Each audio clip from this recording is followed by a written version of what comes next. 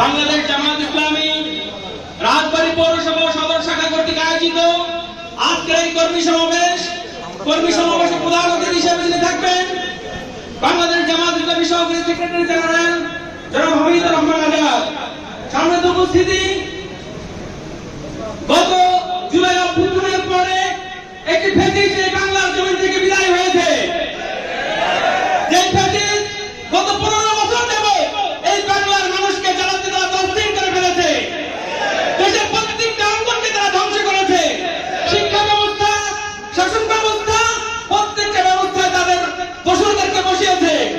আমরা দেখতে পাচ্ছি বাংলাদেশের শিক্ষাঙ্গনটাকে ধ্বংস করার জন্য এমন কোন চক্রান্ত নাই যে তারা করে নাই।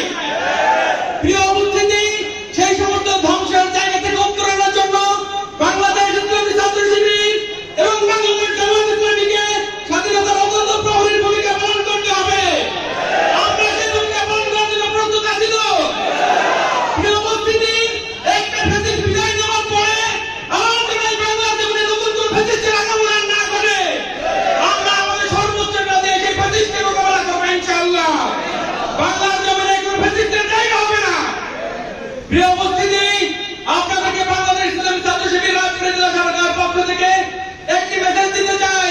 যারা বাংলাদেশ ইসলামী ছাত্র শিবিরকে বিগত 15 বছর ধরে বলে এসেছে বাংলাদেশ ইসলামী ছাত্র শিবির নাকি রক্ষাটা, বাংলাদেশ ইসলামী ছাত্র শিবির নাকি রাজাকার, আমরা তাদেরকে বলতে চাই যারা আমাদেরকে বলছে রক্ষাটা, যারা আমাদেরকে অনৈতিক কাজের জন্য দোষারোপ করেছে, আজকে বাংলার জমি থেকে তাদের অনৈতিক কাজের জন্য আল্লাহ তাআলা বাংলার জমি থেকে তাদেরকে বিতাড়িত করেছে। আমরা বলতে পারি যারা এই শহীদা শাসক হবেন, যারা এই অনৈতিক কাজের সাথে সম্পৃক্ত হবেন, আল্লাহ রাব্বুল আলামিন কখনো তাদেরকে বরদাস্ত করবেন না। বাংলাদেশ ইসলামী ছাত্র শিবির একটি সুশৃঙ্খল সংগঠন, আমাদের ভীষণ সৎ পক্ষ এবং দেশপ্রেমিক নাগরিক তৈরি করা। তাই আপনাদের উদাত্ত আহ্বান জানাবো, বাংলাদেশ ইসলামী ছাত্র শিবিরের যে কোনো প্রোগ্রামে আপনাদের সন্তানদেরকে যদি ডাকা হয় আপনারা স্বেচ্ছায় তাদেরকে আসার জন্য তৈরি করে দেবেন ইনশাআল্লাহ। সবাইকে বাংলাদেশ ইসলামী ছাত্র শিবির রাজবাড়ী জেলা শাখার পক্ষ থেকে আন্তরিক